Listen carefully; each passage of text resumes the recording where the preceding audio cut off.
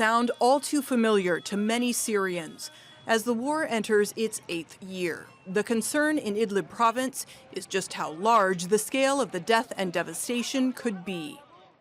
Syrians here remember what happened in 2016 when government forces regained control of Aleppo, once Syria's biggest city. Damn them all. I will stamp on you, Bashar. We will not leave. We will die in Syria. We are all civilians. Why do they do this?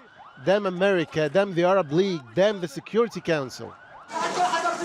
Idlib is the largest remaining rebel stronghold in Syria. During peace negotiations, it was designated a de-escalation zone or safe haven for civilians. It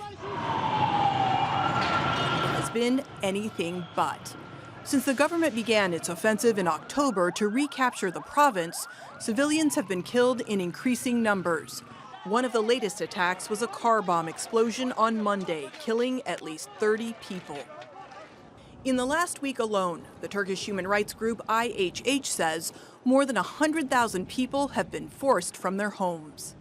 The problem is this is the story of the Syrian war. It got out of control now. It's not controlled by the Syrians.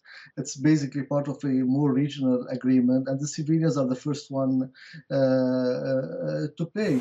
The Syrian Observatory for Human Rights says in the last 2 weeks, the government has regained control of 60 villages in Idlib, including Sinjar. We have liberated Sinjar fully. This is Sinjar school and these are grain silos. Sinjar has been liberated from the gangs of Jabhat al-Nusra. The Syrian government is keen to make gains in northern Syria. The Kurds control all but a small area of territory in the north and dream of it becoming their homeland.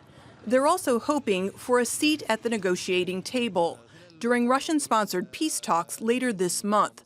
The success of those talks is already in jeopardy. More than 40 rebel groups, including previous attendees, say they won't be going. Natasha, Ghoneim, Al Jazeera.